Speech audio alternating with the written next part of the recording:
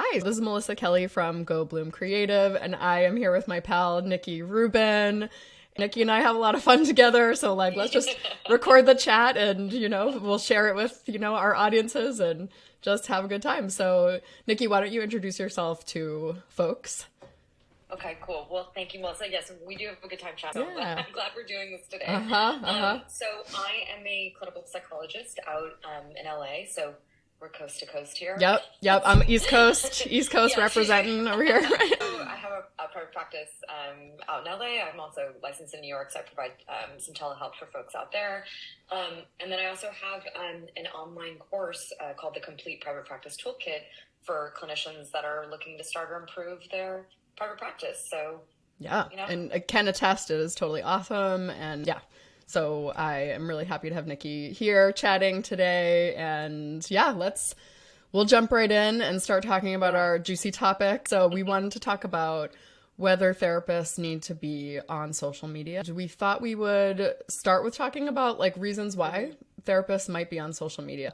So Nikki, I don't know if you want to kick us off with some thoughts about that. Sure.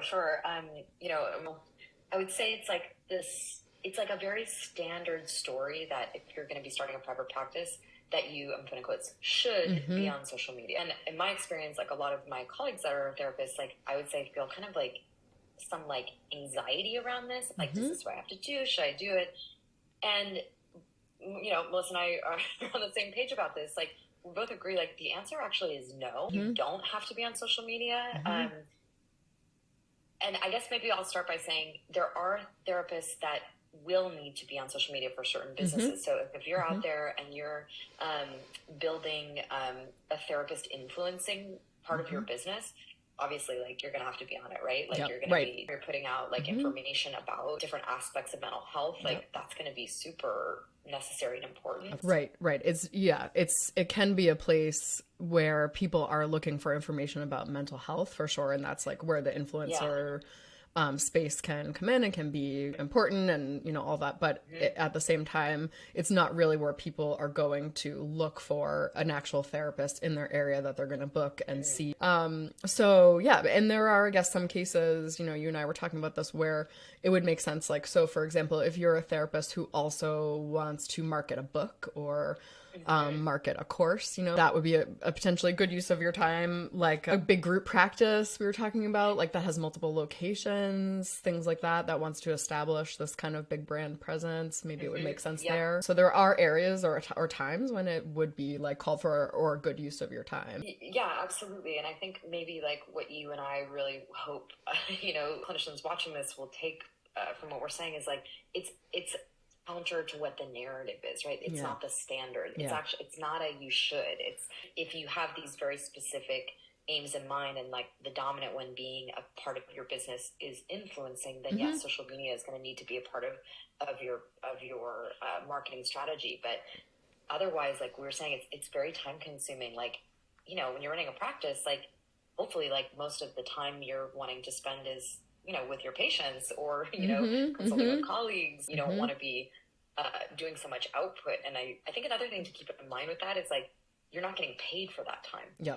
Right. So it can end up being a lot of output with very little return in terms of generating patients to your practice. Right. So, I would say for all the therapists out there that are this, I don't know if I want to do it. It's don't do it. Yeah. It's actually not necessary. Yeah. That's who we're here for today. It's yes. Also, if you're if you're a therapist who loves it and you it's a creative outlet for you, awesome. or you find you do get referrals there, that's great. It can also be for example, a really nice space for connecting with maybe other people that are doing things that are not exactly maybe they're not other therapists, but they're doing things that are kind of adjacent to your practice, or you could find inspiration there or find interesting things that people are, so there's certainly a place for it. We're not trying to wholly hate on social media. No. It's more about workability. It's yeah, right. I always am saying it's there's no right way to do things, right? No. There's infinite ways, but yes. I think one thing that we've been talking a lot about with regards to this is this story that it's a have to. Yeah. It just doesn't match the reality. Yeah. And so right. again, you only want to do that if it works for you. If it works for you, awesome. But generally just like it's not necessary to market a private practice. Right, right. And the other thing before, because we're, of course, now we want to talk about like, what can you do? You know, if you're not on social, what can you do, right? You know, right. So, but we did want to touch upon too, just, you know, if you are a therapist thinking about using social media for your practice, or if you do, or if you're in the influencer space, you, of course, also have to manage kind of like the legal issues and relational issues that can come, you know, with having a presence, like a outward facing public presence like that. Having a social media policy like listed on your website, having it in your contracts, like when you're, you know, meeting with clients for the first time, that they understand like how that tool is to be used or not used, you know, so if you're thinking of doing it, just also know that there are a lot of like considerations, ethical considerations that go along with it as well. And liability.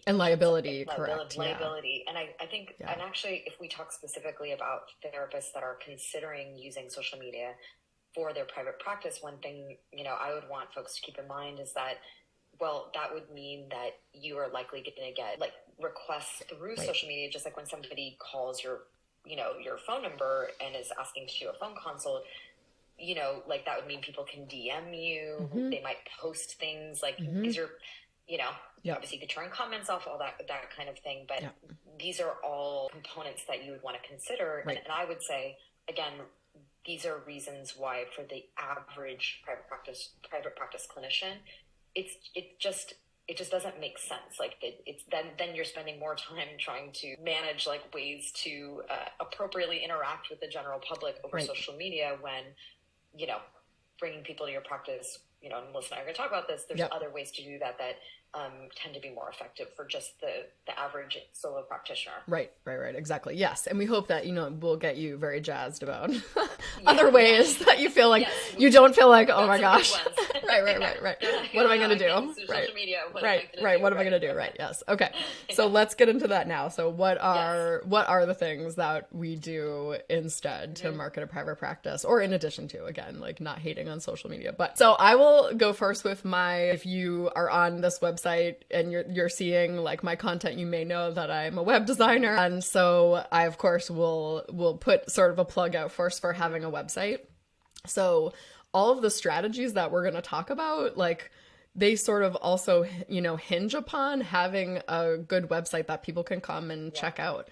So people will check you out. That's just the way it goes. And they're going to be more likely to get in touch with you if you actually have a web presence that is easy to use, it's accessible, it's clear, it's not confusing. You know, it could be really simple, but as long as it's sort of those other things, then people are going to be more likely to get in touch with you. So that's my little plug for websites, right? But it is actually important, right? It's extremely important, and I can attest to Melissa has some excellent websites that she offers. She does. I actually refer people to it all the time. Well, and to that point, it's like, you know, even if people aren't finding you through a web search, which people might, right? Yeah. Having the website is like, I was describing it as like, you know, it's like a thorough business card or something. Yeah. You know, it's a calling card. I love that. I can't tell you how, you know, when people get your name, and again, Melissa and I will talk in a minute about other ways people can get your name.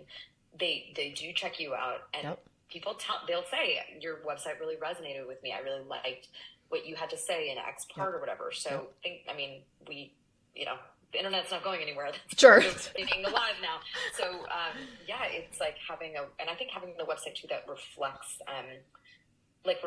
you, even like visually, you know what I mean? You want to just like how you were going to dress, like you're going to dress professionally, but like yourself. And I think of them as very aligned. Yep, absolutely. Yeah, totally. So having a website is super important. And Nikki also alluded to this idea too of, you know, people being able to find you on search, and certainly that can happen. It can be tricky depending on the market that you're in, depending on your niche, if you have a niche, all that. But SEO, that stands for search engine optimization. So that means basically just people being able to find you on Google. That's what SEO is in short. And that is a way of marketing. And especially if you either are inclined to learn more about that and you want to do it yourself, that's a possibility. Blogging is like one of the best ways to increase, you know, your search engine optimization. So if you love to write, that's a great way to do that. If you don't love it though, don't do it. Like, don't feel do like, again, like same like with social media. Like I also feel like people have felt pressure to have a blog, like therapists feel pressure to have a blog,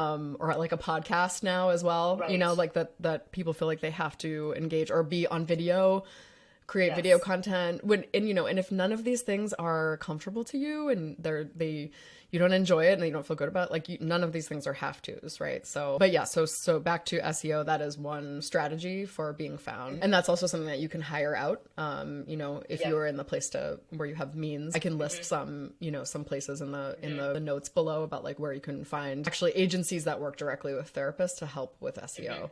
So SEO, website, those are of course my top of mind for me. How about you? Very relevant.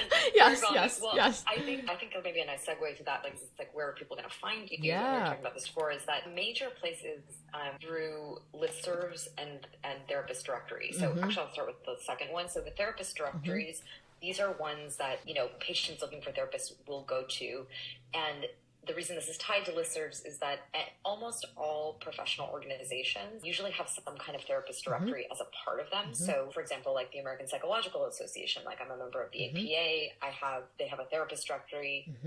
I have a page on there. The Association for Contextual Behavioral Science, I'm an ACT therapist.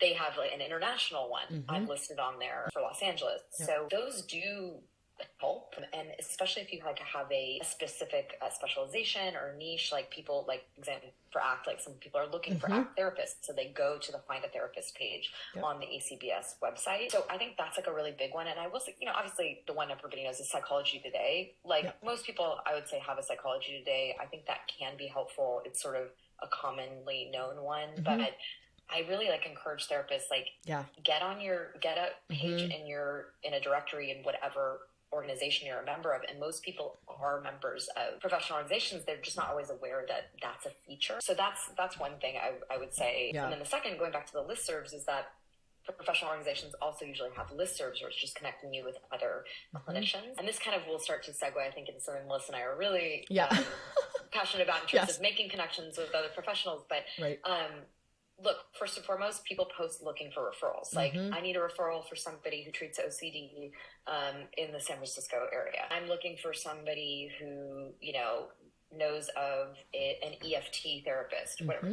So you get those. And, one thing I really encourage colleagues to do when they're looking for referrals is to say, yes, respond to the referrals definitely that match you, offer your services. However, if I know somebody or know of an organization or a group practice, I respond directly and say, hey, I have a colleague who does EFT. Here's their information. And the reason this is effective is, first and foremost, it's goodwill. You're putting in the world, you're helping somebody. I think that goes a long way. That's, I think very important. Functionally, though, it also gets your name out there. And then people are like, oh, Nikki Rubin, I remember she sent me something. And then in my email signature, it has information about my practice as well. So I would really want therapists remembering that, getting your name out there, it matters. It builds over time, even if not every interaction translates in a direct patient referral. Yeah, that's right. That's what we were talking about before, was not to think about it always as a one-to-one. I see an email that is related to a thing that's something that I do, but sort of just to imagine sort of every way in which you're kind of interacting and putting yourself out there is just planting a little tiny seed, Yes. Yeah. So I think that's great. And people will remember when you've done something kind for them or something helpful, that will help them remember your name. And even if they don't look at your website right now, maybe they will in 2 months, or, Yes. So, and have that positive association with you. So yeah, I think that's huge. And I can attest to that. It's it does. I mean, it builds. So it's you're building a name for yourself, but you're also beginning to integrate into the broader community, which maybe that's a good segue to talk about what was I don't know if you want to start with talking about connection. So you may know this about me, or you may not, but Nikki knows this about me. But for those who may be watching or listening, I was a private practice therapist for 7 years, and that was probably the biggest thing for me you know, I did have like a website. I don't even know how it was, to be honest. Like, it was probably like, I don't know. We'll see. Let's not anybody try to find that. But, you know, what actually mattered the most and what moved the needle most in my business were those personal connections that I made with other therapists. So one thing that I wouldn't have thought about as marketing, but certainly was I was a participant in a number of different like group supervisions, one that went on for like a long time that was a way to sort of like make real connections with people, have them really understand me, who I am, how I work, you know, the results that I would get from, you know, my work, all of that. So making those connections there. I had another group supervision that was a little bit more like a wine and cheese book club type thing, but again, just like a nice way to get together in real time with real therapists in my area. So I feel like those things really move the needle. And then, of course, like being part of professional organizations, going to trainings, making like real connections with real people, that would actually probably, you know, lead to the most, you know, as far as referrals. I think that was probably where I got the most because it was real word of mouth. And then, of course, there's also the like being good at your job, you know, that you and I were talking about, right? So yeah, we're like, we're saying it's like right. being good. Yeah. You know, when you're good at your job, people want to refer to you. That's right. And they want to collaborate with you. That's right. And, yeah. you know, if you're watching this talk, I'm going to guess you're good at your job because you care, by the way, because you care. You care enough to be here listening to this. Correct. At minute 19, I'm realizing, right?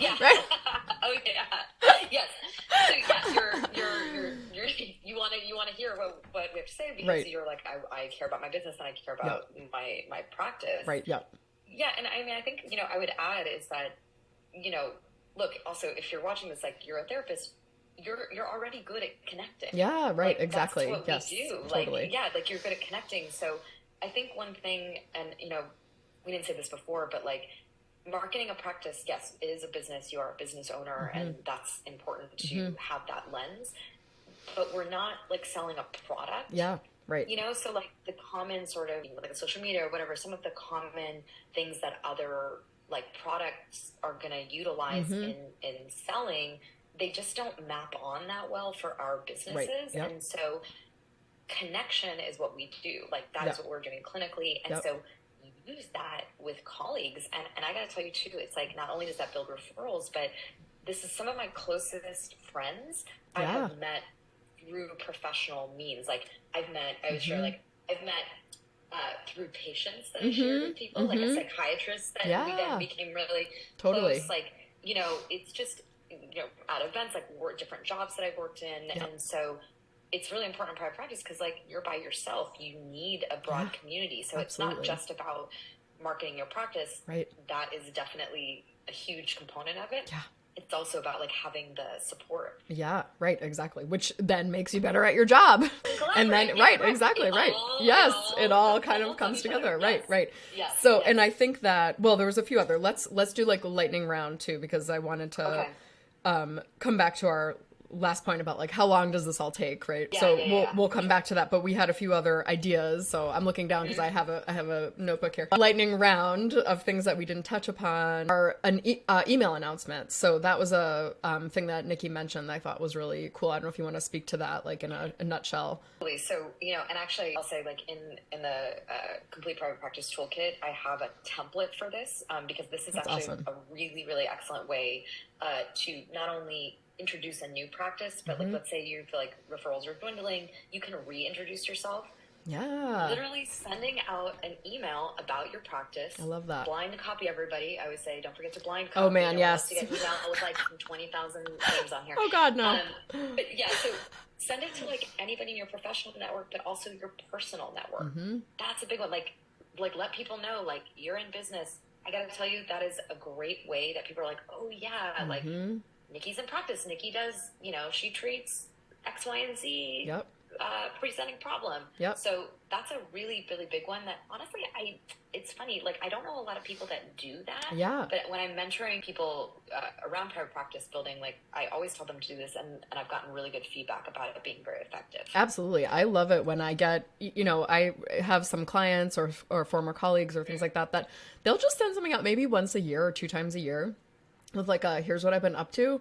And I always get around to reading those. It's always really interesting, and like just hearing kind of like, oh, okay, this is what's going on in their practice, or they wrote a book, or they, you know, whatever, you know, it's just, it's okay to like remind people here and there. Now, of course, we want to make sure when it comes to like email marketing that you're not like bombarding people every week, that you're actually sharing things that are of value or that are helpful. That's why, you know, the idea of using a template, I think Nikki is an awesome idea. Nikki has so many amazing tools in this toolkit, I can't even tell you. But that's, yeah, having that kind of just like a little reminder of like, hey guys, I'm here, you know, I think can be very powerful. Absolutely, yeah. absolutely. So email announcements. Oh, when we were talking about therapist directories, I wanted to just say shout out to Therapy Den is a great one. And then it's free, I believe. And it's great. And it's a great one. And then also ZenCare is another one, which started over here on the East Coast, but now it's like kind of everywhere, and it's amazing. You know, it's, people seem to get great results with that. So shout out to those. And then Nikki touched upon this very quickly, but having your email signature contain your website, even just like it could have a little information about your practice, you know, stuff like that, that you know, you don't have to write a whole book, but you can write a couple lines or a quote that you like that might be like cause someone to be like, oh, that's interesting, you know. Just stuff like that actually matters, because if you land in someone's inbox, they might not look at it that day, but again, they may look at it in 2 months, you know. And all these little things, they do kind of add up over time. So that is unless there was anything else that you feel like you missed. Okay, I think we hit them. Yeah. Hit them all, actually. All right. Good. Go us. So that brings us to our last point. So I've been kind of saying this idea of like planting seeds, but you know, this is none of this, even being on social media, you're not going to have thousands of followers right away. It's just not how it works. All of these things really take time. They take your tending to them and kind of nurturing them. And I really like to give things like a year, you know, like when it comes to private practice. Was definitely my experience, and the experience of so many that I like have coached and consulted with, that it just over time, if you keep sort of working at it and employing all these little strategies here and there, that, you know, in a year you can really evaluate like what's working and what's not working. And just know that when you put things out there, that eventually, like, it might not feel like anything's happening, but eventually it will lead to something, you know? Yeah. Yes. And also, I couldn't agree more with that. Also, just remembering, like, you don't like need thousands of referrals. Yeah, right, exactly. Like, you don't want you don't want right. No. Right. So it actually doesn't. So it's like it dialectically like takes time, and then also remembering like you just don't need that many. No, that's right. you know, that's kind of a great thing about private practice. Like, we're not trying to. It's not like a product where you're trying to sell like 100,000 pieces of, you know, nail polish bottles. Yes. I don't right. know. Right. Exactly. Right. You know, like you in doing those numbers too for yourself, I think can always be really helpful. I always would do that in private practice when I would be like having anxiety about like how many clients I needed and what am I doing enough, But it's sort of like, how many new referrals do you really need in a month, you know, like to kind of sustain things. And it's usually actually not that many. It's not that many. Yeah, it's not that many. Right, in comparison to other businesses, especially. So, yeah. Well, thank you, Nikki. This was awesome. I hope we get to do this again. So fun. I know we'll do it again, you know, off air, but, you know, maybe we'll do it again on air as well. Totally. Yeah, totally. That sounds good. All right. Thanks again. Cool. Bye. Thank you. Bye.